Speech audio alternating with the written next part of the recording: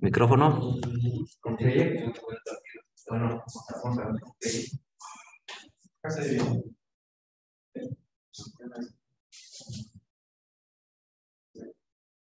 Fue un poquito más para arriba. Listo. Si no quedo la cabeza chocando contra el No, techo. te van a ver, Sonia. ¿Eh? Te van a ver de aquí. ¿Cómo de aquí? De aquí. El video de acá. Aquí sale de la.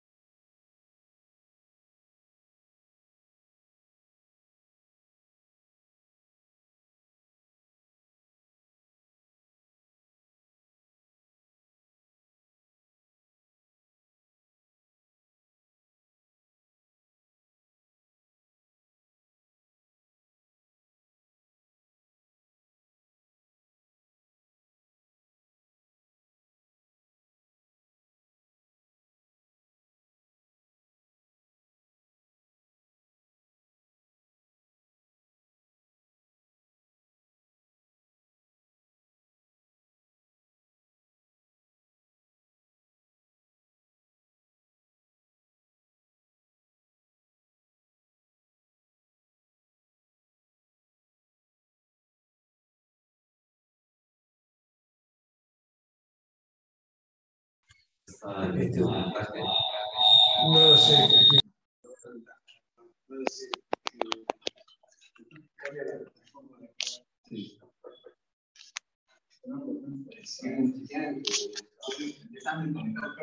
Sí, yo ahí voy.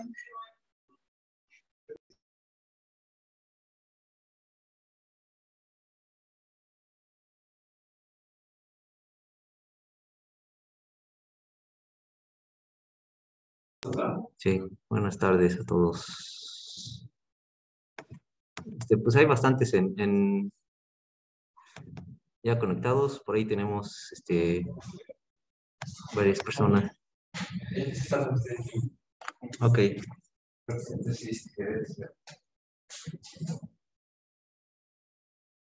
Ah, ya está, un poquito más. Sí, sí, ahora sí. Eso sí.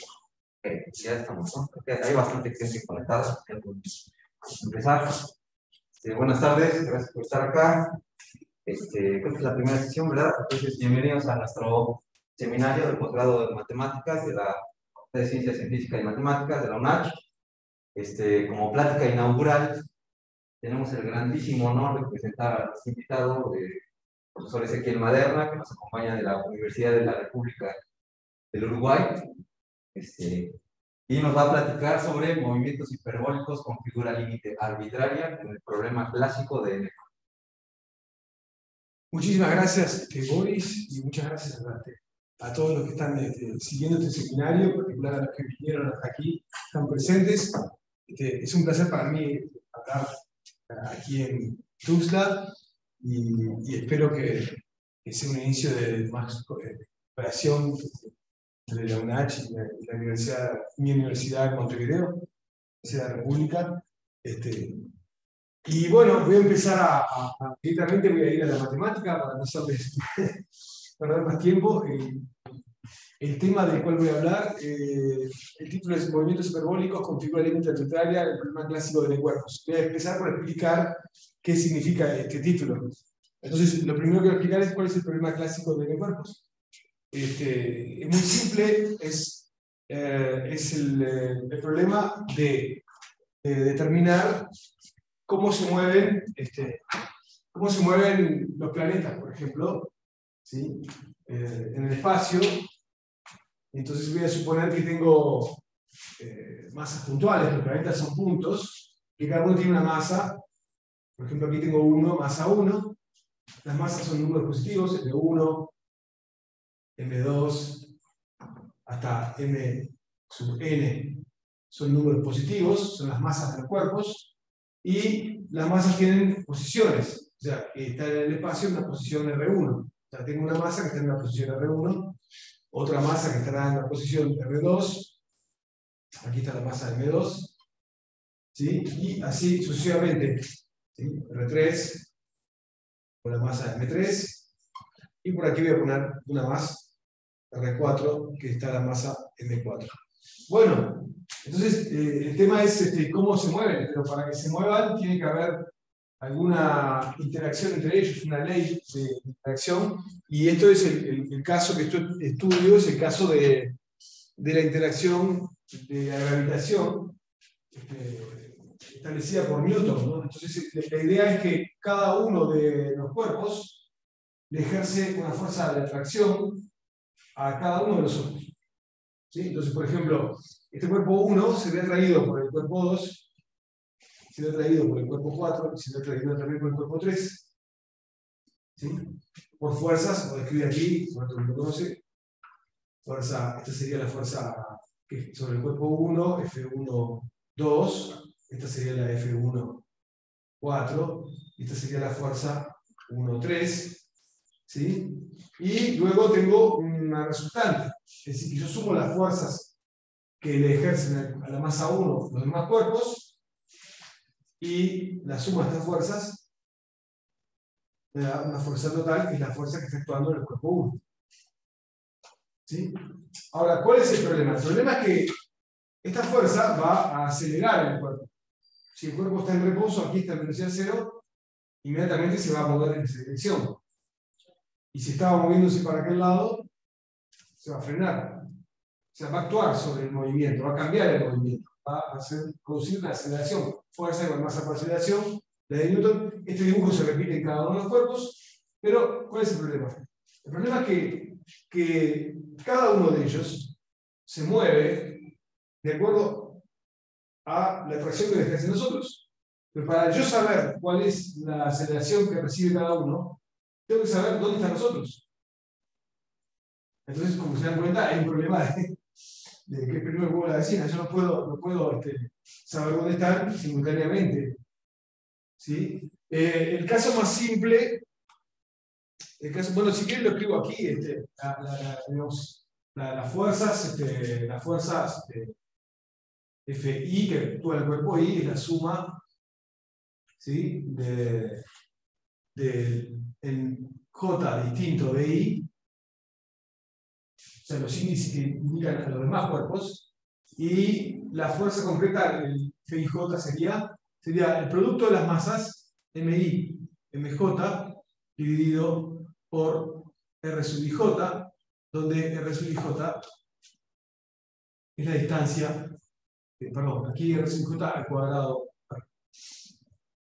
al cuadrado por, tengo que poner todavía el versor, esto es el tamaño. El tamaño de la fuerza es producto de las masas sobre distancia al cuadrado, pero eso es una fuerza que va desde, que actúa hacia el cuerpo J. O sea, sería todavía encima RJ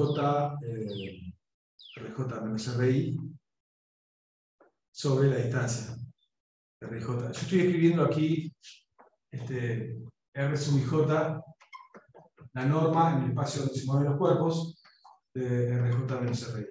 La distancia entre los cuerpos. Obviamente que estos números dependen del tiempo. O sea, que R sub I es un vector que depende del tiempo, está en el espacio euclídeo donde se mueve, en este caso puede ser plano. Si quieren simplificar el asunto, pueden imaginarse el sistema solar, imaginar que los planetas están todos en un plano, lo cual en realidad no es cierto, porque están realmente en la R3. Pero en realidad, desde el punto de vista matemático, yo puedo suponer que está en el espacio euclídeo de cualquier dimensión.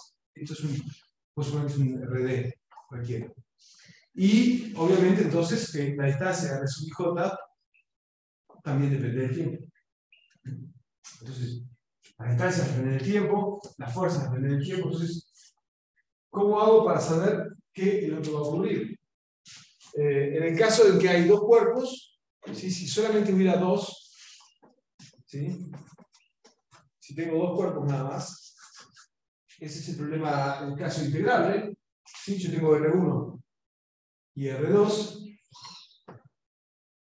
Entonces cada uno ejerce una fuerza de atracción al otro, son iguales las fuerzas en módulo, son opuestas en dirección, y aquí lo que va a ocurrir es que el centro de gravedad se va a mantener, y entonces digamos que puedo saber que si yo sé dónde está uno, sé dónde está el otro, porque el centro de gravedad está en el segmento que los une. Entonces, en realidad, la fuerza que le ejerce al cuerpo 1 al cuerpo 2 siempre viene desde el centro de gravedad. O sea, viene desde aquí, desde la posición 2. La posición 2 está del otro lado del cuerpo. Entonces, en definitiva, en este caso, como tengo solamente dos cuerpos, el cuerpo 1 siempre recibe una fuerza hacia el centro, digamos, de gravedad, con el que está fijo en el origen. Y en ese caso, llamo problema de fuerza central, o problema de un centro, y se llama también problema de Kepler. ¿Sí? Y Kepler, empíricamente determinó cómo eran estas trayectorias, y algo que es para mí fantástico, es absolutamente maravilloso, pero absolutamente maravilloso, es que en general, cuando uno tiene sistemas de ecuaciones diferenciales no lineales, uno espera que las trayectorias, primero que uno no puede encontrar fórmulas para describir los movimientos, y en segundo lugar es que haya una cierta complejidad. Bueno, aquí esto es altamente no lineal, aún en el caso de dos cuerpos, pero además de tengo fórmulas para las trayectorias, pero además no son cualquier cosa, son curvas cónicas.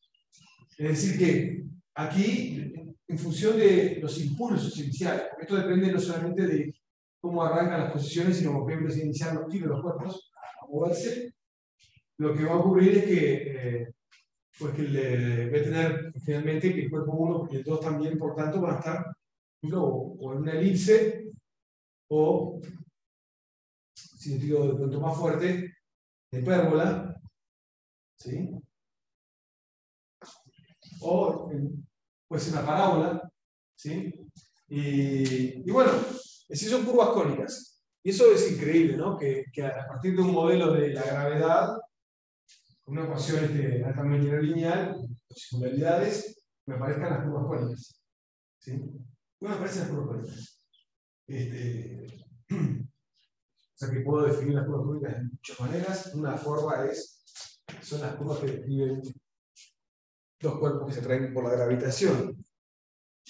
Bien, digamos que en este caso, el caso de n igual a 2, entonces uno puede saber exactamente lo que ocurre. De hecho, si tengo energía negativa, bueno, la energía es una cantidad que se conserva, sí, la energía mecánica, no lo dije, pero lo voy a decir ahora.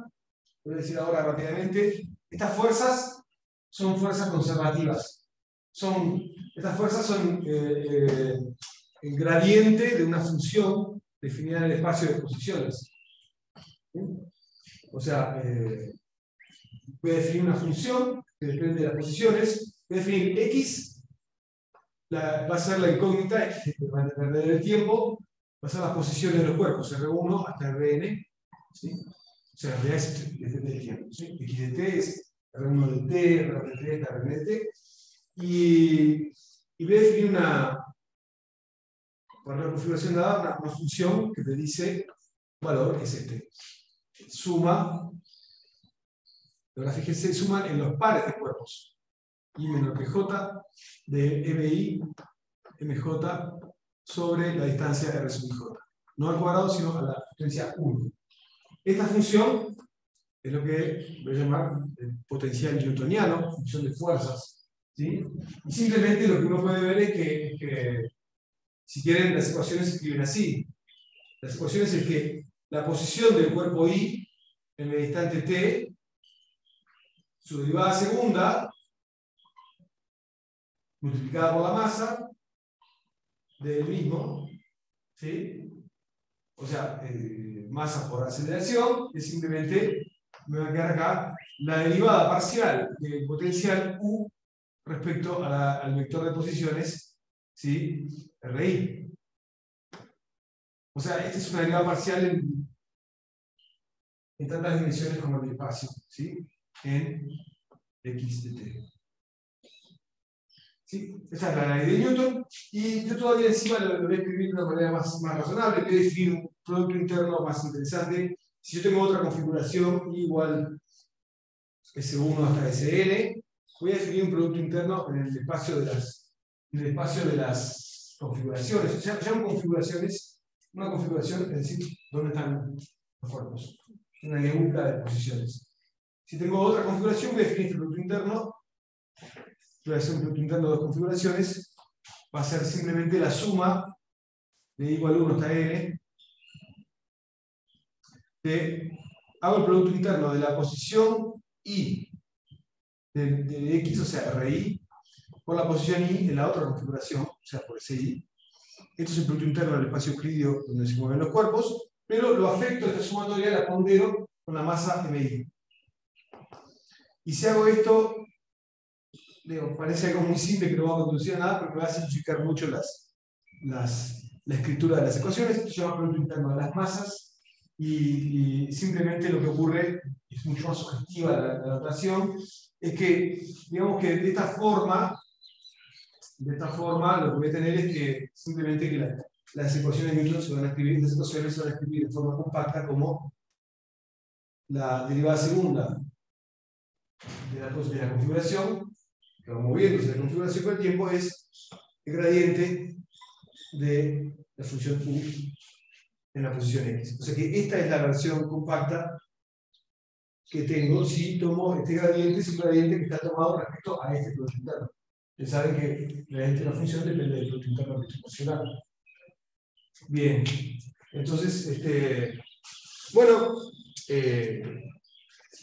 esencialmente lo que tengo es que cuando tengo dos cuerpos, aquí tengo que el hecho de que sea conservativo, voy a borrar aquí, me dice que tengo una cantidad que se conserva a lo largo de las trayectorias, que es la energía mecánica del sistema. Simplemente la energía va a ser, si yo doy la posición y la velocidad, ¿sí? Voy a tomar un medio de la norma de b cuadrado, y aquí no están más las masas. ¿Por qué no están más las masas? No están más las masas porque las masas sí están dentro del producto interno. ¿Sí? Entonces, por eso me simplifica ese producto interno de las masas. Entonces sería sumatoria de un medio de MI, norma de BI cuadrado por contenido. La energía sería esto menos U de X. Tal vez en la notación moderna ustedes estarían tentados a poner aquí un más. En realidad lo que pasa es que la energía potencial es menos U. Esto es lo que en la época de Newton y Lagrange llamaba la función de fuerza, que es menos energía potencial. Y de hecho tengo una función que se llama la que describe la dinámica lagrangiana, es la función lagrangiana, y de XB va a ser en este caso un medio de norma de b cuadrado más u de x. ¿Sí? Sería como el grado convexo. Y entonces esta cantidad se conserva. O sea que si yo pongo velocidad justo en la velocidad del movimiento, o sea, que lo que tengo es que si yo miro la energía a lo largo de una solución, x de t, x punto de t, ¿sí? Esto, la derivada respecto al tiempo, si x de t es una solución de las ecuaciones, esto es cero. ¿Sí? Se conserva la energía. Y entonces, esto en realidad lo que tengo es que x de t, x punto de t, es una cantidad que le voy a llamar h minúscula, ¿sí? Es la energía de la trayectoria. Entonces tengo energías, distintos tipos de energía. Si yo obviamente aumento la velocidad, yo tengo energía más alta, y si la energía más baja. En el caso del problema de dos cuerpos, el problema kepleriano, que dije que eran trayectorias cónicas, lo que va a ocurrir es que si tengo energía negativa, voy a estar en una elipse, y energía positiva voy a estar en una hipérbole. Y en el medio, la energía crítica, que llamo yo, la energía crítica es energía cero, ahí la trayectoria va a ser una parábola. ¿sí? Es la primera vez que digamos, paso de elipse a hipérbola, paso por una parábola. ¿Sí? Toman un cono, si ustedes cortan un cono con un plano y el corte es compacto, es una elipse. Si inclinan ese plano, en un momento queda el plano paralelo a una de las geometrías del cono y tiene una parábola, y luego ya tengo una hipérbola, con direcciones asintóticas. ¿Sí? Bien, ahora, ¿qué pasa cuando hay más de dos cuerpos? Bueno, cuando hay más de dos cuerpos no se conoce casi nada, pero casi nada, porque incluso si ustedes buscan en Google, en YouTube, buscan animaciones numéricas de tres masas en el plano que las ponen a moverse, van a ver que tienen un movimiento muy rápidamente, lo que uno estaría tentado a decir caótico, o en el sentido de que es impredecible. ¿Sí? Más o menos yo les sugiero que ustedes piensen así, como otro sistema mecánico. Ustedes toman un péndulo, ¿sí? Y tienen una masa con una barra, y lo sueltan, ustedes saben perfectamente lo que pasa. Va y viene, es periódica la vuelta, va y viene. Si pone una energía más baja, va y viene cerca del equilibrio que está abajo, es lo estable. Si da energía más grande, va a pasar por arriba, lo que dando vueltas, pasa lento por arriba y rápido por abajo. Y hay un nivel crítico, que es el nivel justo de energía, donde se va frenando, pero nunca llega arriba. Y para el pasado se frena por otro lado y nunca llega arriba. Ese es el nivel de energía crítico. ¿Sí?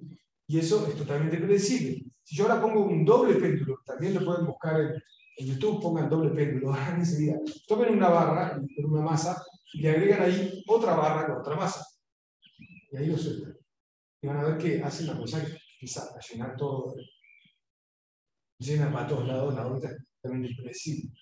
Y aquí estaría pasando lo mismo cuando uno agrega un tercer cuerpo. Se rompe esta armonía perfecta de las curvas cónicas, donde justamente lo que tengo es que si tengo una energía negativa, soy una elipse, por lo tanto soy periódico. O sea, se repite.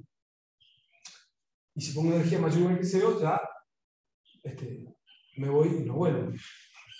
Algo de eso ya lo estableció también Lagrange y Jacobi para el caso general de cuerpos. Se puede ver que si tengo un movimiento con energía mayor o igual que 0, pues no puede haber recurrencia.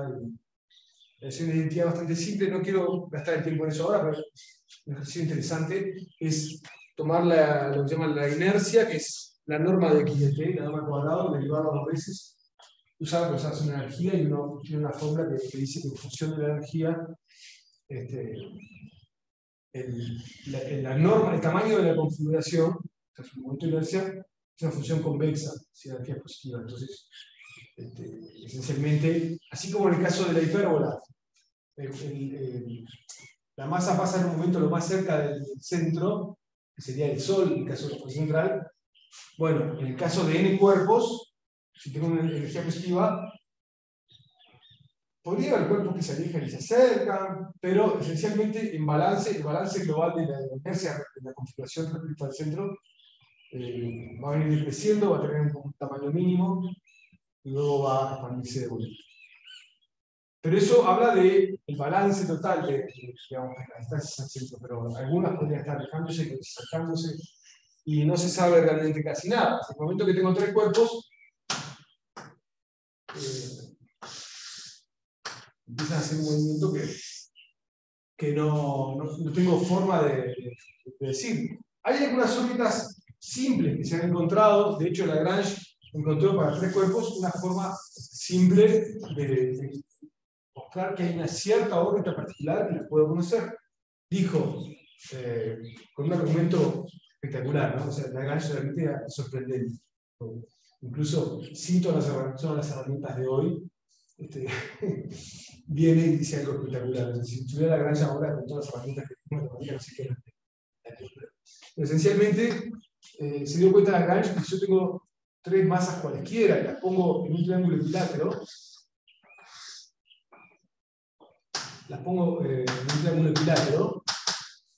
aunque no sean iguales las masas, por ser una más liviana, otra más pesada, etc. Es decir, por ejemplo, si no son iguales, el centro de gravedad no va a estar en el medio del triángulo, el centro de gravedad va a estar en algún lugar por aquí, Bueno, pues bien, lo puedo poner a girar como si fuera un movimiento rígido. ¿Sí? Es decir, que esta va a girar aquí, esta va a girar aquí. Bueno, ahí está girando más o menos esta cosa. O sea que este triángulo, acá está dentro del centro de gravedad, y estas tres masas van a estar girando como si fuera un triángulo rígido, y el centro de gravedad estuviera pinchado en el origen del plano. Y ahí tengo una órbita periódica.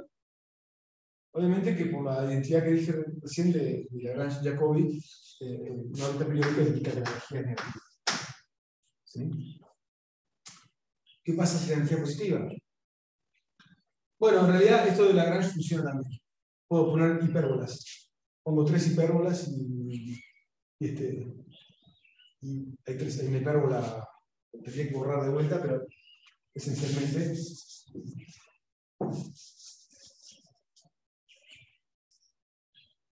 lo que va a pasar es que esta va a venir una hipérbola así,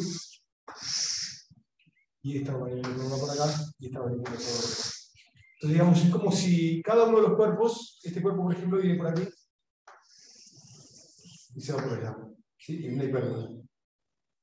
Y los otros tres están en hipérbolas que están un poquito más alejadas y giradas. Entonces veo tres hipérbolas giradas 120 grados de alguna manera. Y en realidad es un triángulo equilátero muy grande que viene como girando, está inscrito en las tres hipérbolas. Viene girando y se viene achicando. En un instante tiene el tamaño mínimo, ese triángulo, y luego se va de vuelta. Entonces esto sería la generalización de lo que ocurre en el problema kepleriano, pero para más cuerpos. ¿Cuál es el tema? Que para poder fabricar esto, uno necesita ciertas configuraciones especiales. En este caso, triángulo equilátero. Si el triángulo no es equilátero, ya puedo probar que es imposible que haga algo así. Imposible. En el cual todo es como gráfico, siempre hay una similitud de tiempo. Y cuando tengo más cuerpos, ¿cuáles son estas formas especiales que me permiten hallar movimientos particulares que se parecen a los keplerianos? Bueno, se llaman configuraciones centrales. Es un tema de actual investigación todavía. ¿Cuáles son? Son puntos críticos de esta función restringida a norma de la configuración igual a 1. O sea, tomo con estas las masas, miro configuraciones de norma 1, es una esfera del espacio de configuraciones, y en esa esfera tomo los puntos críticos de esta función. Esos puntos críticos se llaman configuraciones centrales. Son configuraciones que admiten, tienen como una cierta simetría, digamos, que admiten este movimiento como gráfico, se llama. Y ahí puedo entender. Pero entonces, ¿qué significa? Que es muy raro, porque en general los puntos críticos van a tener medida cero. ¿Sí? De hecho, para tres cuerpos, este es el triángulo equilátero, que es uno de los puntos críticos. ¿Sí? Hay exactamente 4 puntos críticos. Los otros 3 ya los había encontrado hoy, en 1700, que es cuando pongo los cuerpos alineados. Pongo los cuerpos alineados, M1, M2, M3. Hay una proporción entre esta distancia y esta, exacta, que depende de las masas. Tú me das las masas, ¿cuánto vale? 1 medio, 5, 7. Entonces eso va a resolver que hay una única forma de establecer la proporción entre esta y esta, para que esa configuración, con esas masas, sea una configuración central y admita movimientos, ya sea elíptico, o circular, o para digamos, tres hipérbolas, etc. ¿Por qué dije que hay 4? Porque está el triángulo equilátero y está estas, pero si yo cambio el orden, acá está la masa 2 en el medio. Si cambio la masa 3 al medio, la proporción va a ser otra. O sea que son las permutaciones de estos tres cuerpos en la recta, son 3. Hay 3 configuraciones de Euler y 1 o 2 de Lagrange. El triángulo equilátero depende. Si yo estoy en el espacio, es una única módulo de semejanza. Pero si estoy en el plano, hay 2, porque está el triángulo equilátero con una orientación y el triángulo equilátero con la otra. Entonces ahí serían 4 o 5 según si estoy en el plano o en el R3. Pero son 4 o 5, o sea, acotado. Y eso lo conjeturó Penrose y luego Winter, y luego Smale, Stephen Smale, en los problemas de Smale, el quinto problema de Smale para el siglo XXI, es probar el problema general de cuerpos hay un número finito de configuraciones centrales. Módulos semejanza, módulos girarlos y agrandarlos. Y eso fue probado en el 2008 para 4 cuerpos, cualquier valor de las masas. Y luego en mi trabajo de Kalogin, el Wii, en 2012, que prueba que para 5 cuerpos y masas genéricas también está resuelto, pero sigue abierto para el general. Pero, ¿cuál es la expectativa? Que van a ser siempre con un número finito, algo muy, muy especial. O sea que en general, si yo no estoy en una figura muy particular, tipo central, no tengo chances de que haya algo que pueda describir la decisión que es lo que va a hacer. Bueno, entonces ahora voy a pasar a contarles un poco sobre el método variacional para estudiar este asunto y cuál es el resultado que yo obtuve con mi colega Andrea Venturelli de la Universidad de Piñón, que fue un trabajo que hicimos entre el año 2017 y 2020 y que estamos extendiendo ahora. ¿Sí? Esencialmente, el primer trabajo fue el tema de existencia de cierto tipo de movimientos y ahora estamos trabajando en resultados de unicidad. Pero voy a hablar hoy de la existencia. Entonces, hubo un matemático que a principios del siglo XX fue el primero en tratar de decir cómo podían moverse los cuerpos cuando había más, 3 o más. Y se llamaba Jean Jassy.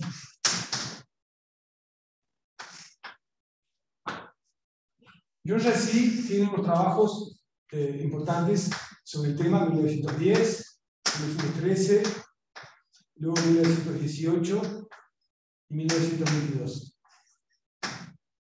En realidad, aquí en 1910 presenta unas cosas que había descubierto en la Academia de Ciencias. O sea, es solamente una presentación que ahora se llama Not Conduit de la Academia de Ciencias. En esa época era que tenía que ir frente a los académicos y decir lo que había descubierto en el pizarrón. Esa era la presentación de los cuentas rendidas.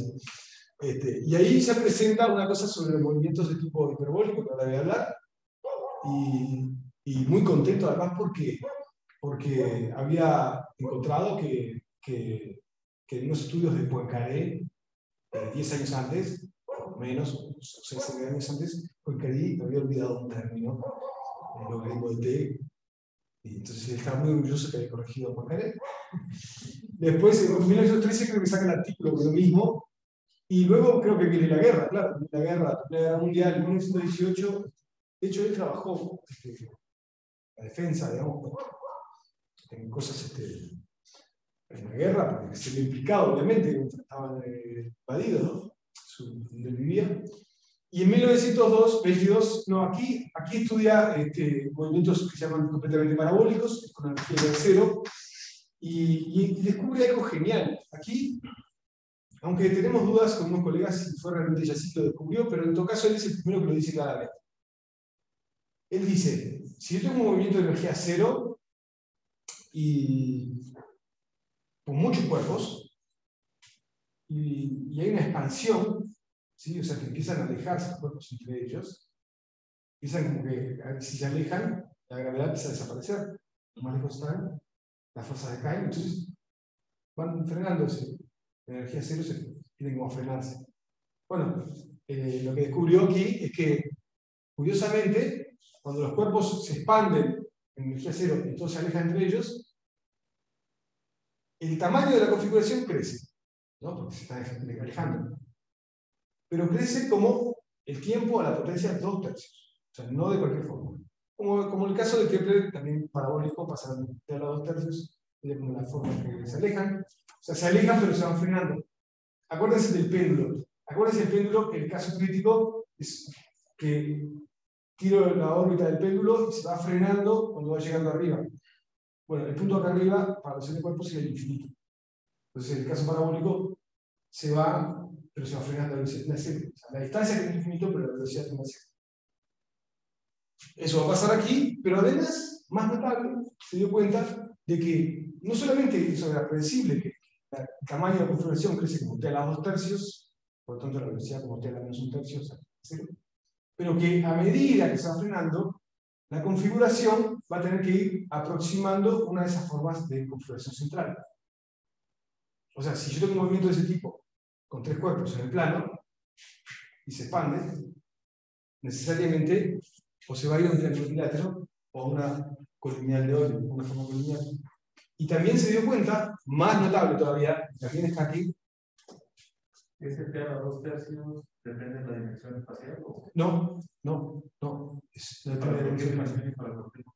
Sí, eso viene del grado de homogeneidad del potencial. En realidad nosotros podemos estudiar aquí un grado de homogeneidad alfa, donde alfa igual a 1 es el caso newtoniano, y lo que sería el 2 tercios sería t a la alfa sobre 2 alfa cuadrado.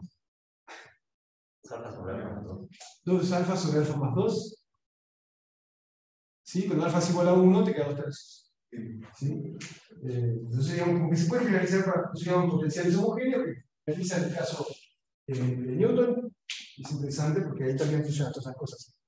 Bueno, así que, y también descubre aquí que lo que pasa en la expansión cuando se va al infinito, también pasaría en un movimiento también que ocurre, que es la situación en la cual todos los cuerpos chocan simultáneamente.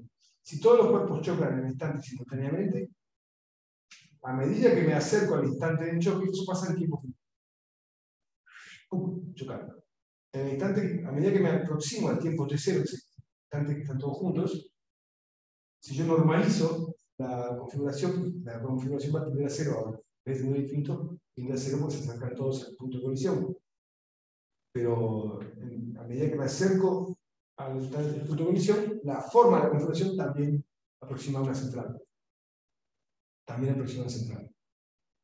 O sea que para 3 cuerpos va a ser un triángulo equilátero. Si 3 cuerpos chocan en un mismo momento, en el origen, digamos, en el centro de gravedad, colapsa todo el sistema. Antes de chocar, cada vez más se aproxima a un triángulo equilátero o una.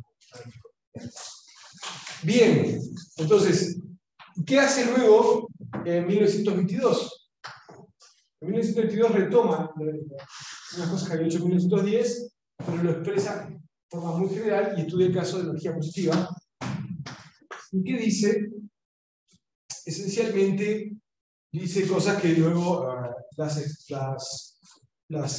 extiende un poco un trabajo de los 60 de otro matemático posterior, digamos, Michel Savary.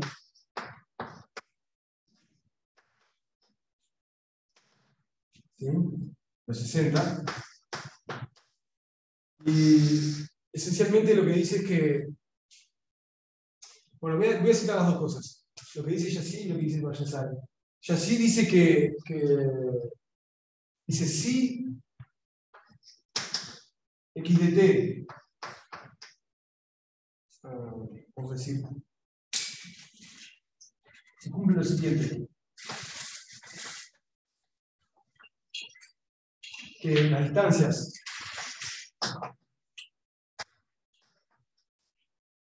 están comprendidas entre una constante por t y una constante beta por t, o sea que las distancias entre los cuerpos divergen porque son mayores que una constante por t, pero no muy rápido porque son menores que otra constante por t, ¿sí? O sea que hay una expansión, digamos, controlada por abajo y por arriba de las distancias, casi lineal. Entonces, miren lo que dice, solamente en ese control del tamaño de cómo crecen las distancias, naranja y beta positivo, entonces lo que va a cumplir es que x de t va a tener que ser de la forma así, va a ser t por algo fijo, una configuración que va a ser una nebula a 1 hasta su n, más, y ahora viene en términos de orden menor. El siguiente término va a ser notable, ese término que por si se había olvidado, que es algo que es logaritmo de t, o sea, el tamaño es menor que t, por logaritmo de t, ¿sí? Por otro vector fijo, lo que es notable que el vector fijo de t, esto va a ser la figura límite, ¿sí? Porque estos tienen orden menor. Entonces, esencialmente, cuando T es muy grande, la configuración es casi T por A, casi como una motesia. Pero hay un remanente de la gravedad. El remanente de la gravedad queda.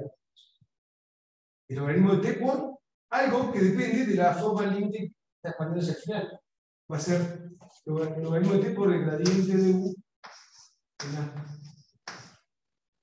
Más constante, más, y aquí hace más términos que es un O de T sobre log T, no sobre log T,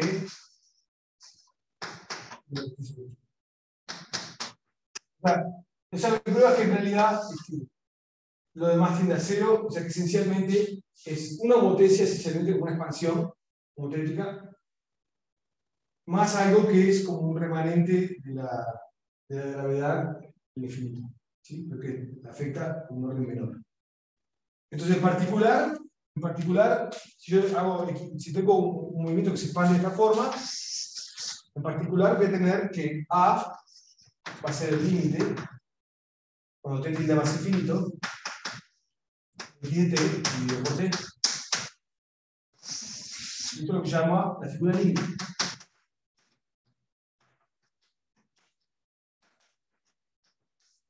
La límite del movimiento. Yo recién les hablé que en este paper del año 18, lo que prueba ya sí es que si estoy en energía cero, es una expansión parabólica, ¿no? Esta es hiperbólica. Energía positiva. Esto implica que la energía es positiva.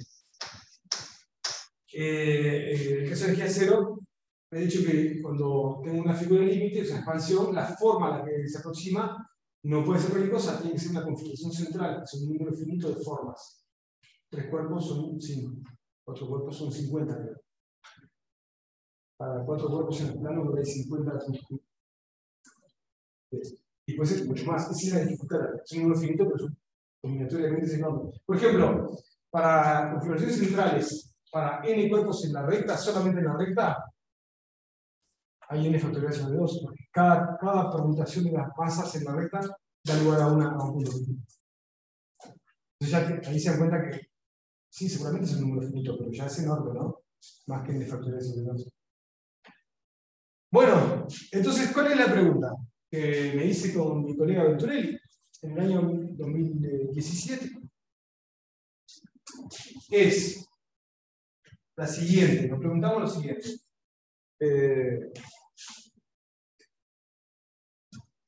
Cuando tengo un movimiento parabólico, la expansión termina con una forma que tiene que ser muy particular. Y aquí, ya sí, en su trabajo del año 22, exactamente hace 100 años. Fíjense que este año se cumplen los 100 años de trabajo. Dice que hay una figura límite siempre, pero no dice nada, no dice que tenga que ser central. Esta figura, en el caso de la expansión. Y la intuición que dice que no, porque si yo le doy suficiente impulso, como se están alejando más rápido, no se alejan como T a la 2/3, se alejan como T, más rápido. Entonces, como que la gravedad desaparecería más rápidamente y se congelaría el movimiento en una figura que podría ser cualquiera. Entonces, para energía cero, tengo que se congela en una forma particular central, muy estudiadas. La energía positiva me dice que hay una figura límite, pero no me dice si tiene que ser una figura límite particular o no. Y nosotros suponemos que no. Y bueno, eso fue lo que resolvimos, y que algo que terminamos expresando en el teorema que voy a escribir ahora. ¿Sí?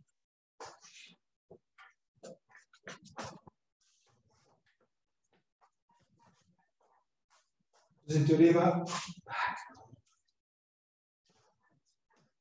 Borra más rápido.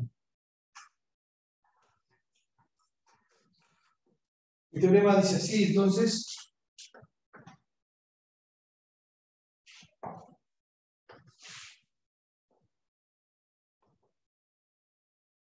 Está publicado en el año 2020. Dice así. Dice, dados un valor de energía que uno quiera positivo, dado una configuración que quiero que sea la límite A igual a 1 hasta A n, ¿sí? Y ahora voy a explicar algo, me faltó explicar algo más acá. Aquí fíjense algo. Fíjense, esta forma límite, la forma límite, la que domina la expansión, t por la forma esa, necesariamente estas posiciones A1, A2, A3 tienen que ser todas distintas. Porque si hay dos iguales, entonces la distancia, por ejemplo, si AI es igual a la AJ, ¿sí? Entonces quiere decir que acá voy a tener, el cuerpo I voy a tener T por ahí más no sé qué. Y el otro, para el cuerpo J, voy a tener T por AJ por todo lo demás. Todo el mundo. Entonces, si son iguales, la distancia entre el cuerpo I y el cuerpo J se va a cancelar la parte T. Me va a quedar algo de orden menor. Entonces no voy a tener esto. O sea, si yo tengo que todas las distancias se expanden como linealmente, necesariamente cada cuerpo tiene que ir hacia una dirección distinta. O sea, esto tiene que ser lo que se llama una configuración sin colisiones, todas distintas. Y eso lo voy a escribir acá así. Omega, ¿sí? Donde omega es el conjunto de las x en e a la n, o sea, configuraciones tales que I distinto de J, si solo si, o sea, implica que RI distinto de RJ. O sea, todos son NU+, pero todas distintas. Todas las posiciones distintas. Entonces tú me das n direcciones distintas que tienen que ser los cuerpos, y también me das una configuración inicial, x0, ¿sí? O sea, R1 0, R2 0, hasta Rn 0, esta puede ser cualquiera. Esta sí puede tener colisiones. En la n, entonces existe un movimiento, una solución, un movimiento real, movimiento de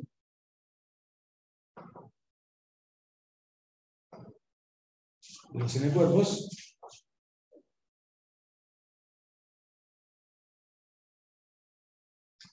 x de t, definido para todo t positivo. No hablé nada de que esta dinámica, la dinámica de los n cuerpos, es extremadamente compleja en el sentido que no es un flujo, no es una acción de R, porque en general cuando yo hablo de sistema dinámico, estoy asumiendo que tengo una forma de integrar todo el tiempo las cosas. Me doy una condición inicial y puedo integrar. Aquí no lo mencioné porque no tengo mucho tiempo, pero esa cosa que desde el pique ya aparece de entrada, que una condición inicial puede determinarse en infinito, la solución maximal. No necesariamente las soluciones están definidas para todo el futuro. Y ni siquiera se sabe si las soluciones están definidas para todo el futuro son genéricas o no, porque tampoco hay resultados que dicen que sí, que tienen medida cero. Entraríamos en otro tema. ¿Sí? Pero imagínense dos cuerpos, más en caso de Kepler. Si yo los suelto dos cuerpos con velocidad cero, se atraen, chocaron, ahí ya el choque termina el minuto. Yo podría regularizar el choque, o sea, podría decir lo que hace el Chirita en los años 20 también, en la misma época. Digo, bueno, chocan y hago de cuenta que continúa rebotando para atrás. Y ahí continúa la dinámica. Bueno, hay un choque y continúa para atrás. Y se pega bien, pega un flujo. Eso se hace cuando hay colisiones dobles. Luego, en los años 50, encontraron que cuando hay colisiones triples, si hay más de dos cuerpos, si hay tres cuerpos, si chocan a tres, no hay forma de prolongar continuamente la dinámica. No regularizable. Entonces, ahí entramos en la particularidad que tiene este asunto, ¿no? Pero, a ver, lo que dice que hay una órbita para un tiempo positivo, tal que empiezan esas posiciones, o sea que x de 0 es el x0, y además, acá hay una... O sea, si yo elijo el A, estoy eligiendo la energía, porque acá la energía, en el fondo, al final, la parte potencial desaparece y la energía está dada por la norma de esta A. O sea, el H, hay una relación entre H y A, el H positivo, y la norma de este A. Entonces, bueno, podría ser así, podría escribir así, mira, voy a escribir que x de t va a ser de la forma así. Pongo T por, entonces, la forma la divido por su norma, ¿sí? Y acá pongo raíz de 2H, ¿no? Si no me equivoco. Entonces eso lo que está dando es un movimiento más algo que O chiquita de T, o sea, términos de orden menor. ¿Sí? Entonces, ¿qué es lo que demostramos esencialmente? Que tú me das la forma límite que quieras y me decís dónde están los cuerpos en tiempo inicial, y hay una forma de darles impulsos iniciales a todos los cuerpos para que termine expandiéndose con esa forma. ¿Sí? Y hay muchas preguntas interesantes. Es decir, por ejemplo, voy a dar un ejemplo para que vean lo complejo que podría ser esto. Imagínense que yo tomo una figura cualquiera, por ejemplo, tomo una. Es algo bien simple. Imagínense que tomo como A, tomo una circunferencia, pongo todas las masas distribuidas en 500 masas, todas a la misma distancia, una circunferencia.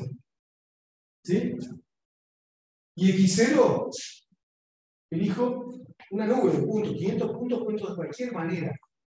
Yo así, yo las hago. 500 puntos. Con las masas se me ocurre. Y elijo un H positivo, que se me ocurra, puede ser muy pequeño, muy positivo. Pues bien, lo que dice el teorema es que van a existir velocidades iniciales, condiciones iniciales para el movimiento, las posiciones están dadas, faltan dar las velocidades iniciales, para que con esas velocidades iniciales que va a tener esta energía, el movimiento va a empezar a hacer algo seguramente muy complejo, va a empezar a interactuar los cuerpos entre ellos de una manera muy compleja, pero al cabo de cierto tiempo empieza a expandirse y termina en el límite todos ordenaditos en las diferencias. ¿Sí? Entonces ahora me queda muy poco tiempo para tratar de... Voy a hablar de problemas abiertos y escrituras más generales sobre esto, pero quiero dejar un poco el sabor de cómo funciona la prueba. ¿Cuál es el método moderno? Estamos estudiando un problema antiguo. La gracia es que el método sea moderno. Si no tiene mucha gracia. Entonces, no dije lo que hizo Marshall Sadi, pero lo voy a decir ahora. Marshall Sadi lo tengo que citar, pero yo creo que el trabajo de Yassy fue más importante. Bueno, Marshall Sadi dijeron que si yo tengo un movimiento cualquiera, entonces pasan dos cosas.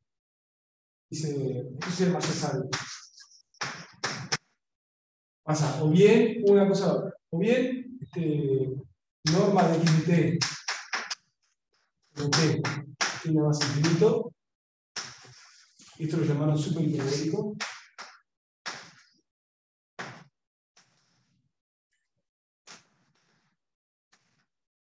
O bien, si no pasa esto, necesariamente X de T, la forma T por A más O de T a la 2/3, o sea, uno grande, o sea, es una constante por T a la 2/3. O sea, este es un tema que de alguna manera generaliza, no. O sea, generaliza ya sí porque se aplica a todas las historias. Acá no dice que sea ninguna hipótesis de este tipo. Simplemente dice una órbita cualquiera. Cualquiera. Una solución de un problema de cuerpo, cualquiera. O bien hay un comportamiento que dice que sería extraño, ¿no? Que las distancias se alejan más de tiempo. Parece como paradójico en realidad, pero aparentemente existirían estas cosas y ya vendría a cero. Y dice, si no estamos en esta expresión compleja que no sabemos si existe o no, que parece muy extraña, digamos, había alguna de las distancias que tenía que alejarse más rápido del tiempo. Bueno, no voy a hablar de este asunto. Si no es así, entonces hay una cierta regularidad.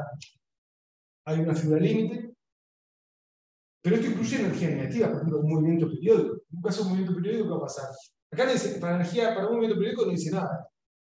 Si el movimiento periódico necesariamente no puede haber expansión, la tiene que ser cero. Y si el movimiento periódico que sea O de T a las 2/3 tampoco me dice nada, porque en realidad si es periódico es O de 1. O sea que en realidad esto para energía, para movimientos acotados, no dice gran cosa. Y bueno, y en el caso de que la energía sea positiva, en realidad ya sí dice mucho más.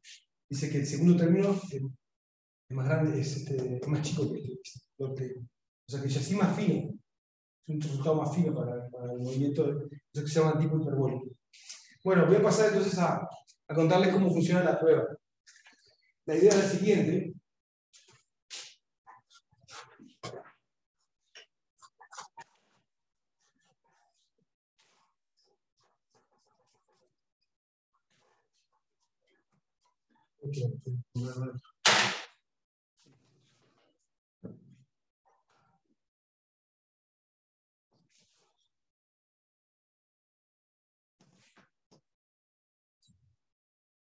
La idea está un poco tirada en una cuestión geométrica que desarrolló un matemático de mitad del siglo pasado, un matemático americano que se llamaba, no produjo gran cosa, pero hizo cosas muy importantes. Uno se llama Herbert Busseman. Busseman estudió espacios métricos donde hay geodésicas en forma abstracta. ¿Sí? Y este problema, cuando uno fija el nivel de energía, por ejemplo, yo he estudiado movimientos de este tipo, son con energía positiva, uno fija el nivel de energía, y hay una manera natural de pensar los movimientos como geodésicas, pero para otra métrica, no la métrica euclidia o la métrica de las masas, sino otra métrica, esa métrica riemanniana, que es conforme a la euclidia, que se llama la métrica de Jacobi. ¿Sí?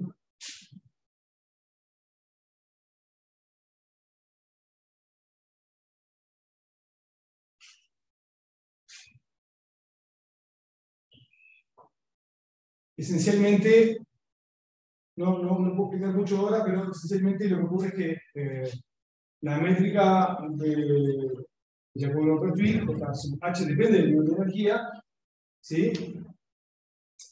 Es la métrica de las masas, que es sub m, ¿sí?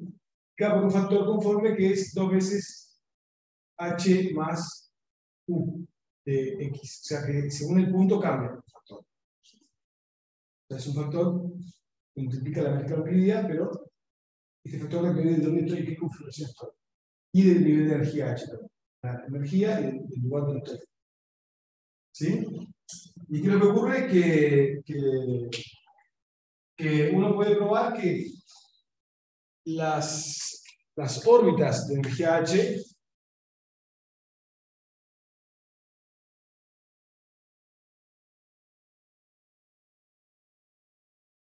son geodésicas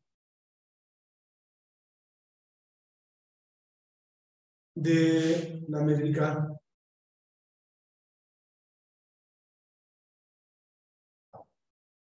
de Jacobi. ¿Sí? Entonces, digamos, se transforma un problema dinámico en un problema geométrico. De esta manera. Y de esto voy a dar un seminario para estudiantes, me voy a explicar este vínculo general, el sistema mecánico como a través de una explicación variacional de por qué me quedan así. En realidad lo que ocurre es que me quedan geodésicas, pero no las geodésicas parametrizadas con norma de velocidad 1, o sea, longitud de arco, sino quedan parametrizadas con el tiempo, no sé si hay parámetro dinámico, o sea, a menos de una parametrización.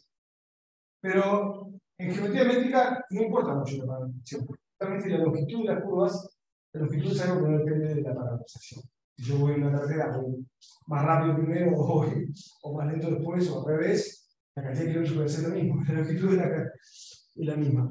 Entonces, bueno, esto lo voy a explicar después, pero en definitiva que los movimientos que estoy buscando son geodésicas. En particular, lo que estoy buscando voy a buscar lo siguiente, voy a mirar, aquí está el infinito, digamos, y aquí está la configuración x sub 0, donde quiero arrancar.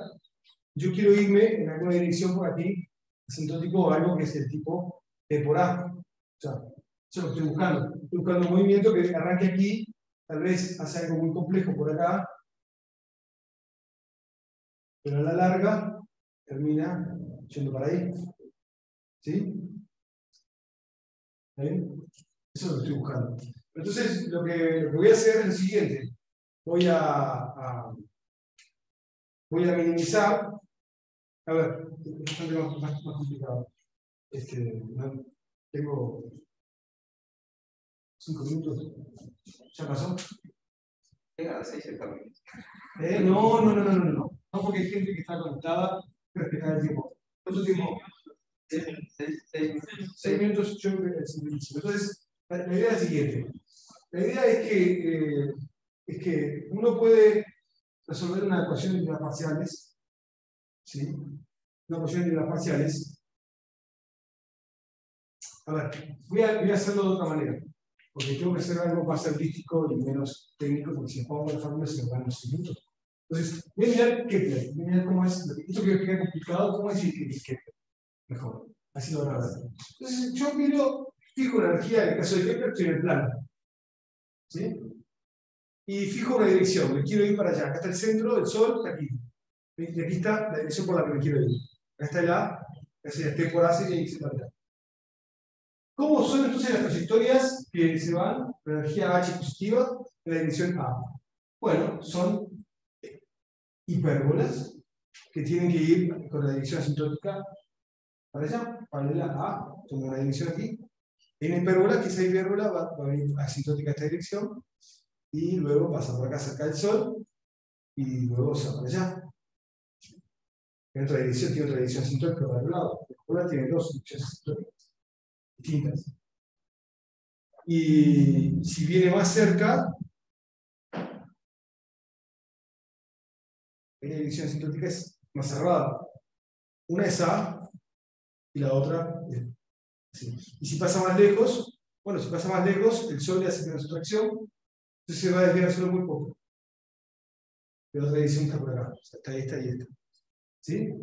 Entonces tengo estas trayectorias y yo voy a buscar lo que se llaman los rayos geodésicos, es decir, cuando estas curvas minimizan la longitud de la métrica de Jacobi-Dupertuis. La respuesta es que si yo voy, por ejemplo, desde aquí hasta aquí, el camino más corto no es esa la hipérbola, sino que va a haber otra hipérbola por acá, más corta. Es como la circunferencia. En la circunferencia, si estoy tomando dos puntos en la circunferencia, el camino más corto es uno de ellos, no el otro más largo. ¿Sí? Entonces, con la métrica de Jacobi pasa lo mismo. Estas hipérbolas, si yo las recorro mucho tiempo, no son minimizantes. El camino minimizante es otra hipérbola que pasa por esos puntos. ¿Ah? Entonces me pregunto, si yo quiero algo que sea minimizante para todo el futuro, desde un lugar hasta el futuro, cuando minimiza, la respuesta es que si viene por un tema muy antiguo, que había estudiado el problema de Kepler, es hasta que llega a la dirección opuesta de la dirección A. ¿Sí? O sea que, por ejemplo, este tramo aquí minimiza la longitud esta de Jacobi entre cualquier par de puntos, incluso desde este punto hacia el futuro. Y aquí también, desde aquí para allá, tengo todas estas cosas que son minimizantes. Y esta es la que también. Y también la que va derechito, la que sale de la expansión así. Y por el lado de abajo tengo lo mismo, simetrizado, ¿no? Bueno, tendría que simetrizarlo. Tengo esta y esta por acá. Entonces tengo una familia de curvas que son minimizantes y puedo ver que estas curvas, no puedo explicar todo ahora, pero esencialmente lo que ocurre es que estas curvas me dan un campo de vectores. Campo de vectores, ¿sí? Aquí voy a escribirlo así, X, campo de vectores, mayúscula. Y este campo de vectores no es otra cosa que el gradiente de una función U minúscula, ¿sí? Gradiente en X en X minúscula es gradiente de X, donde esta función U es una solución de la ecuación de Newton Jacobi. Una ecuación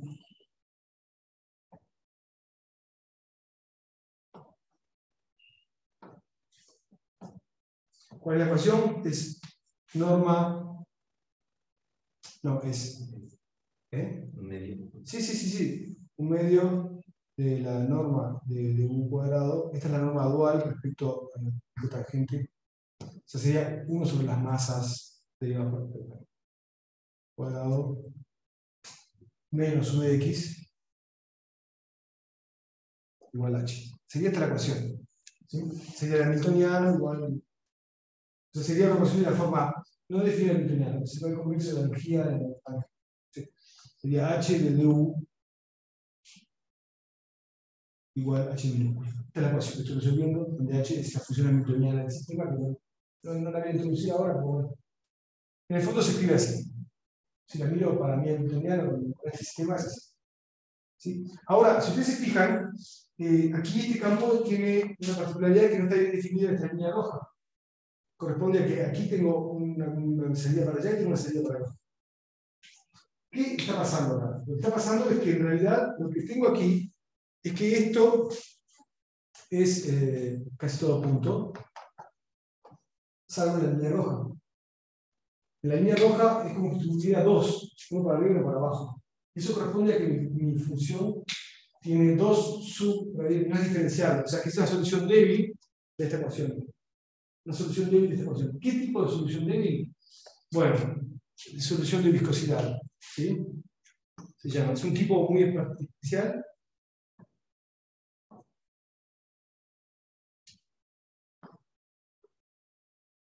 Las soluciones de viscosidad las introdujo. Perdón, las soluciones de viscosidad en las ecuaciones de Jacobi tienen una historia muy larga, de 100 años, y aparecen entre probabilidad y otros problemas se utilizan.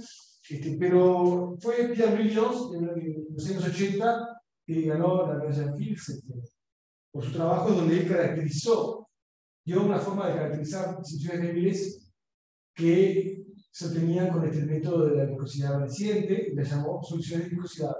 ¿Cuál es lo notable? Lo notable es que es una noción de solución débil que resultó ser utilísima en todas las ecuaciones de Jacobi que aparecían en el SEA. En sistemas mecánicos, en el transporte óptimo, control óptimo, en la optimización. Siempre. ¿Por qué? Porque pudieron probar en un momento, además de las características que tiene de estabilidad de esas soluciones, de que y de existencia, que siempre hay, bueno, que hay unicidad. En el espacio adecuado hay una única. Eso significa que si en un espacio amplio hay una única, significa que cuando hay una solución regular clásica, tiene que ser esa, tiene que ser la viscosidad. Entonces significa que la solución de viscosidad es la noción adecuada. Y aquí esto está diciendo que esto es la solución de viscosidad de algo, de esta ecuación. Bueno, ¿y cómo lo obtenemos? Con el método de Busser. Para explicar rápidamente, es así. Lo voy a explicar primero de una manera.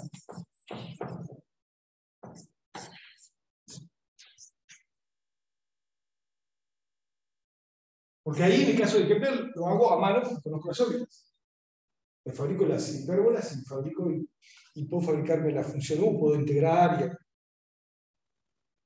No, digamos que porque ahí hago ese dibujo porque conozco lo que es la dinámica, conozco la dinámica. Si yo tengo tres cuerpos, olvídense, no conozco la dinámica. No puedo hacer ningún dibujo. Entonces, pasa lo siguiente. Voy a hacer primero voy a escribir esto como ustedes ven. Si escribo esto en términos de la norma de Jacobi, fíjense, esta ecuación, miren cómo es. Es un medio norma de du de x1, o sea, derivada de x de la función 1 de incógnita cuadrado, menos u de x. ¿Sí? Esta es la ecuación de Jacobi. Si yo paso para allá, me queda el 2, me queda que norma de x1 es igual a raíz cuadrada de 2 por h más de x.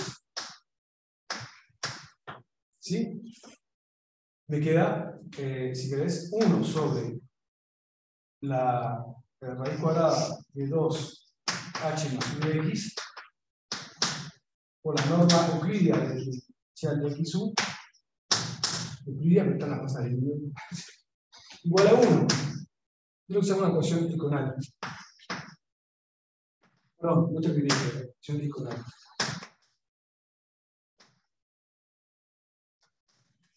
O sea, porque fíjense que este factor que está acá es el inverso del factor que aparece en la métrica de Jacobi. ¿Sí? O sea, esta es la norma al cuadrado, en realidad. Yo pongo la norma del vector esto con la raíz cuadrada. Como estoy mirando aquí vectores, aquí estoy mirando covectores que son diferenciales, es 1 sobre este factor. O sea, esto sería ni más ni menos que la norma de dxu respecto a la métrica de Jacobi. Entonces estoy resolviendo que la norma respecto a la métrica de Jacobi es 1. Eso se llama una ecuación heliconal. Estoy buscando funciones que sean 1 Lipschitz respecto a esa métrica de Jacobi, pero que además tengan en todos lados un gradiente, un lugar donde caen con el gradiente 1. ¿Sí? Típicamente la función está en ese punto. Esa función heliconal. En RN se resuelve de una forma de resolver, hay muchas maneras de resolver, pero una forma de obtener en un espacio no compacto es así. Uno toma la construcción de Bushman, es así. Uno toma una sucesión de puntos que se dan al infinito y en cada punto toma, por ejemplo acá el punto T, tomo la función, bueno, P, tomo la función distancia, grafico la función distancia de X a P. Esta es Euclidia, un cono. Esto tiene norma derivada igual a 1. ¿Sí? Cono este. Pero hay un punto donde no es diferenciable, vértice de cono. ¿Sí? ¿Qué pasa si yo este punto P lo quiero al infinito? No converge nada. Me paro en un X, estos conos se van para allá, sucesión de funciones. Pero si para cada P yo bajo esta función para que en un lugar fijo, por ejemplo el origen, valga 0, esta función la bajo para que en 0 valga 0. Entonces ahora, cuando la bajé, ahora esta función en 0 vale 0. ¿Cuánto la bajé? La bajé simplemente esta distancia. O sea, esta sería la función distancia de X a P menos distancia de P a 0. ¿Sí? Le resté una constante para que ahora la función del cono de 0 pasando 0. ¿Sí? ¿Qué ocurre? Que ahora estas funciones dependen de P. Son funciones que dependen de P, que son 1 Lipschitz, que es una función de un cono, que es 1 Lipschitz, bajado una constante sigue siendo 1 Lipschitz. Es una función de la familia X continua, pero todas se anulan en un punto. Entonces, puedo extraer una sucesión convergente. En este caso, directamente es monótono. Entonces, es un límite, pero en general voy a tener una compacidad a priori de poder extraer X. Si ustedes hacen esto en RN y hacen un P infinito, es como si ustedes fueran deslizando el cono por una bajada. Ponen una división de 45 grados por abajo, por adelante, tiran el cono que se vaya cayendo. Pero claro, el cono es enorme arriba, se va cayendo, pero viene en una parte más ancha. Entonces, al final, el límite es una función lineal. El límite de esto me queda una función lineal que cae por ese lado. ¿Sí? O sea, cuando esto cayó mucho, cayó kilómetros para abajo, el cono es gigante donde yo estoy. Lo que estoy viendo es el pedacito de cono que veo casi un plano. Y el límite es una función que también va a tener, y las curvas de gradiente de esta función van a ser curvas que se van para allá. Entonces la idea nuestra fue así. Tomamos los n cuerpos acá, tomamos una dirección que queremos que se vaya, tomamos un punto por acá, t por a, y consideramos la función distancia de Jacobi-Pertwee de un x cualquiera al punto t por a. Eso me da una función que va a ser 1 Lipschitz respecto a Jacobi-Pertwee, y luego hacemos tender que queda a infinito, y obtenemos que tenemos que probar la compacidad, digamos, la compacidad del espacio de subsolución. Son subsoluciones de la función de Jacobi, y entonces que hay límites uniformes en compactos, y una vez que encontramos la función límite, que la llamamos función de Bushman asociado a esta dirección, que debería depender de cómo me voy al infinito, pero ahora tenemos un postulado que dice que es única, tú le dices la y la única Bushman asociada. Y una vez que tenemos la función, o sea, primero encontramos la límite uniforme, que me da una solución del método Jacobi, y luego probamos que en casi todo punto, perdón, hay por lo menos una curva de gradiente de esa función U. Y necesariamente luego probamos que esas curvas de gradiente, por las propiedades de inicio que tienen que ser curvas que se van en la dirección de A. ¿Sí? Como acá en el caso de RN, me quedan la función límite, me queda una función lineal, y las curvas de gradiente son todas rectas que se van en esa dirección. Acá lo mismo. Entonces al final tengo una foliación de todo el espacio de configuraciones por curvas de gradiente que se van a la dirección que yo quiero. En particular, le tomo un punto cualquiera, x0, y tiene que haber uno que se va en esa dirección. Cuanto más cerca esté este x0 de las colisiones y la forma de x0 sea totalmente diferente a la figura límite, como hoy la nube y la circunferencia, pues más va a tener que hacer cosas complicadas antes de empezar a expandir ese impedimento.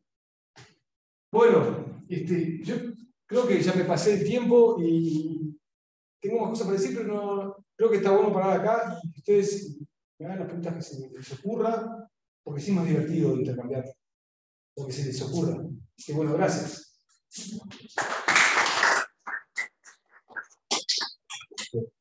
Platicamos.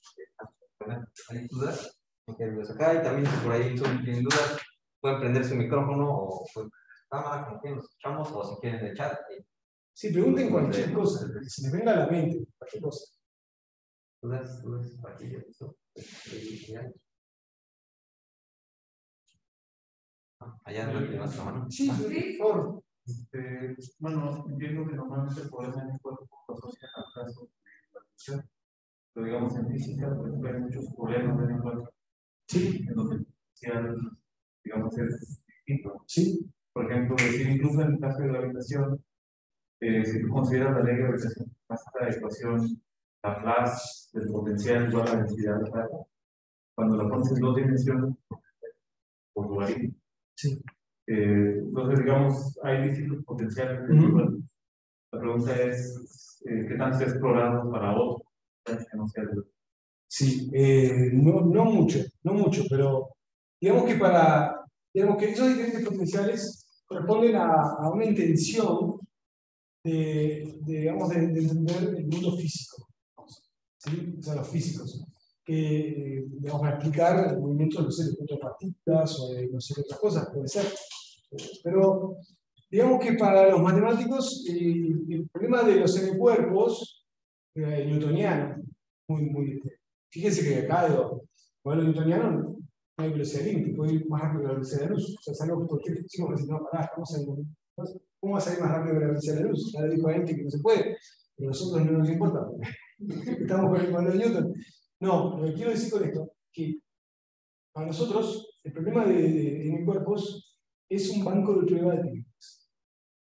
O sea, más que de pronto lo que hacen los cuerpos es ver si esta técnica me permite encontrar algo que no se sabía de los tres cuerpos. Por ejemplo, acá yo puedo explicar para tres cuerpos. Antes de esto puedo decir que tres cuerpos se van infinito en un triángulo equilátero. Ahora puedo decir que se van en cualquier triángulo que se ocurra. ¿Sí? Cualquier forma. Incluso ahora está la pregunta de si puedo elegir la forma del pasado. Si puedo elegir x0, si puedo elegir la forma del pasado y del futuro y encontrar una órbita que del pasado se pone de una forma o de otra.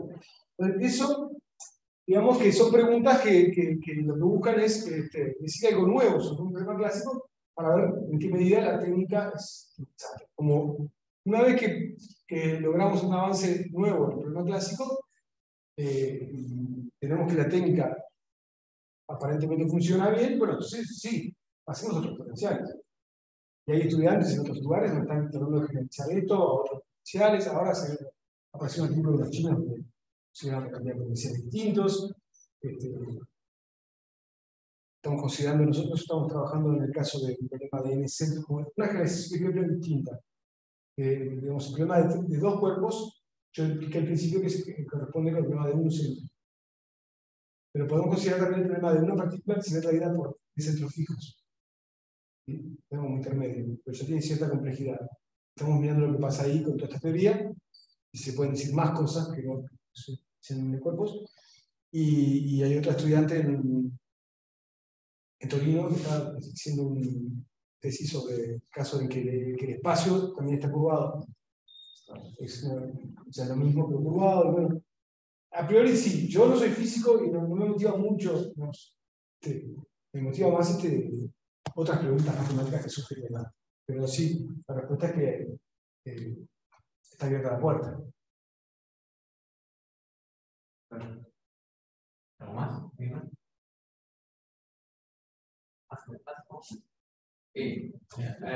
Al inicio mencionó que logró, no recuerdo el nombre, hacer una cuota de T a los 2 tercios. No, eso es conocido. Hasta eso es muy conocido de la época de Jacob y así. Cuando digamos, sí, ya sí, pero sí, eso es algo clásico, digamos. Sí, pero es que mencionó que eran dos teoremas y uno era más fino. Ajá, sí. Sí, pregunta Sí. Si aún se puede alcanzar algo más fino o Sí, yo pienso que como que está en el borde, eso ya no veo más fino, porque esa fórmula de Yací, el término ese segundo término del log T, luego las constantes, los demás términos, es una serie de potencias, log T, y tal vez uno podría hacer una descripción todavía más fina de eso, pero tendría que tener una motivación para hacerlo, ¿sí? para llegar a algo, digamos. Sí, o sea, no, tendría que tener una motivación para hacerlo, pero sí, o sea, no es completo. O sea, a ver, si tuviera una descripción completa de todo el desarrollo de la órbita, pero yo no espero tener una órbita de un sistema que genéricamente me espero una caoticidad. Sí. La matemática, bueno, antes quisiera abordar esto, la matemática que implica estudiar el problema de los 3 cuerpos, aparte del cálculo variacional, está la geometría diferencial. ¿Qué más hay? Todos porque al ser tan antiguo el problema, que se origina con Newton y pasa a Euler, pasa a Lagrange, luego Laplace inventa casi la teoría de probabilidades, mirando el problema de las cometas. Cuando Laplace empieza a mirar los cometas y por dónde pasan, y empieza a hacer una especie de estadística de dónde pasan los cometas, empieza a hacer una distribución. Y bueno, yo vi hace poco un historiador de la teoría de probabilidades hablando de eso. Cuando uno mira, por ejemplo, el método de la variación de constantes, que uno utiliza todo el tiempo para resolver ecuaciones diferenciales, lineales, ¿no? En realidad, el origen es el siguiente: es que para dos cuerpos, uno sabe que si uno está en movimiento rotado, es perpetuo, periódico, o sea, elipse. Y lo que querían saber en la época de Lagrange era si el sistema solar era estable, si la Tierra iba a permanecer. La Tierra no está en la elipse. Yo les anuncio a todos los que están escuchando: la Tierra no está en elipse. Te lo dicen, pero no es verdad. La Tierra estaría en elipse si solamente tuviera atracción del Sol. Pero está la atracción de que le hace Saturno y Júpiter, que es considerable. La fuerza que le hace Júpiter a la Tierra es 1000 veces más pequeña que la del Sol. Pero en 50.000 años, entonces, ¿qué puede pasar? Puede pasar perfectamente la Luna. Es una atracción minúscula comparada con la del Sol, minúscula. Pero en 50.000 años, entonces como 10.000, 50.000. Y bueno, estudiando eso se dieron cuenta que, por ejemplo, las eras glaciares, que se dan cada 200.000, 400.000, 600.000 años, corresponden a deformaciones de lo que aparentemente durante unos años parece una elipse, pues 50.000 años después, esa elipse de la Tierra está alargada, o más circular, más alargada. Eso explica perfectamente las eras glaciares. Entonces, digamos, no es una elipse, es algo que a corto plazo parece una elipse. Pero si yo miro 5.000 años después, la elipse está completamente deformada y puede pasar que en determinado momento se deforme, se salga de la órbita y se vaya a la Tierra de su órbita, que salga y tome una dirección y no vuelva más, como esto, que está haciendo cosas y de un momento se va y no vuelve más. Se van a las configuraciones, digamos, así como que estable. Sí, es ahí, aparentemente lo estable sería que cada uno se va para su lado. O en pares, que podría quedar un par haciendo algo kepleriano en el infinito. No, eso son conjeturas.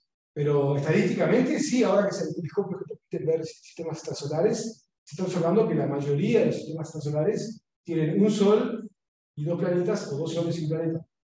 Cosas así, pocos. Y de hecho, en nuestro sistema solar, probablemente dentro de 1.000 millones de años, ya los planetas pequeños, que son los interiores, o sea, Mercurio, Venus, Tierra y Marte, seguramente se terminan siendo estabilizados y se van, y quedarían solamente Saturno y Júpiter. Pero, entonces, la pregunta era de saber la estabilidad. quería probar que estable. En realidad hoy todo el mundo te dice que es inestable. ¿Sí? Que 4.000 millones de años se estabiliza por completo. Eso en los años 90 hubo un trabajo muy importante, eso aquí en París. Pero Poisson, bueno, Lagrange no consiguió probar la estabilidad para el problema de 3 cuerpos o 4 cuerpos. Entonces, ¿qué se le ocurrió a Lagrange y después a Poisson? Se les ocurrió decir, bueno, supongamos que tengo Júpiter no está, Saturno no está, solamente tengo la atracción del Sol, entonces estaría en una elipse. Esa elipse tiene una excentricidad, un posicionamiento respecto al Sol, una dirección del eje mayor, una longitud del eje mayor, con ciertos parámetros que me dan esa elipse. Y ahora tengo Júpiter. ¿Pero qué me pasa con Júpiter? Júpiter lo que va a hacer es que voy a imaginarme que el movimiento verdadero de la Tierra correspondería a como si se moviera sobre la elipse, digamos, sin la presencia de Júpiter, y lo que hace Júpiter es deformarme los parámetros de esa elipse.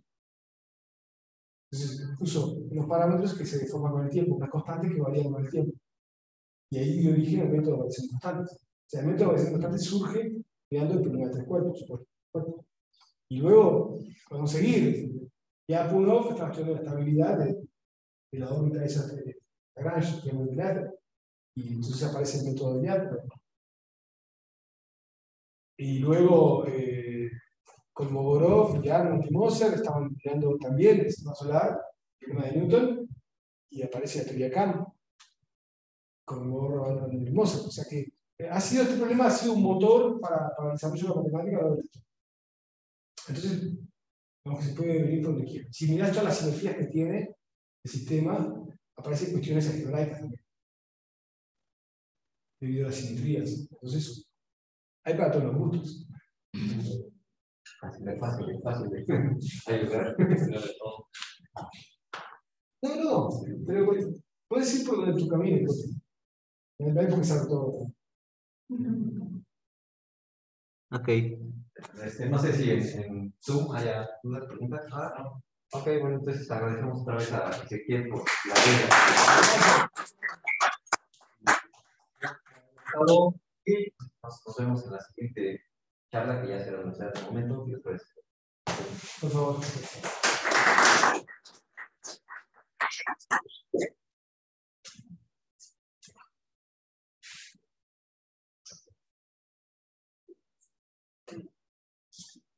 Luis Velázquez. ¿Tú la finalizas?